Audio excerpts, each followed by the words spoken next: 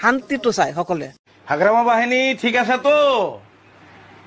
আজি বহুত দিন ধৰি চাই আছো কামাল আজাদ ডাঙৰীয়া, শাহজাহান আলী, পৃথ্বীৰাজ নাৰায়ণ দেৱ যিমান কেইটা ছচিয়েল মিডিয়াত পক পক পক পক মাৰি আছে না, সব কেইটা এটা সময়ত UPPL ভাল বুলি হাগ্ৰামা বেয়া বুলি প্ৰচাৰ কৰিছিলি।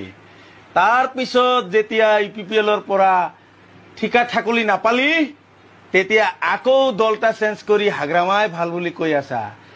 মুছলমানে মনত ৰাখিছে 2008, 10, 12, 14 চনত এই নাৰায়ণগুৰিত কিমানকে মুছলমানক মাৰিছিল, সব চাৰিওপিনে জ্বলাইছিল, ৰাতিয়ে দিনে কিডনেপ, ধন দাবী, কিমান হুলস্থুল, গুলিয়াগুলি, বম ফাটাফাটি, এগুলা সব হাগ্ৰামাৰ দিনত হৈছে। গতিকে তহঁতে যিমান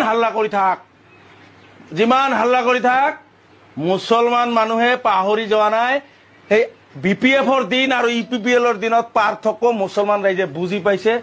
তহন যিমান ফাটাঠুল বাজাই থাক আগৰ দৰে আৰু এতিয়া ভোট নাপায়।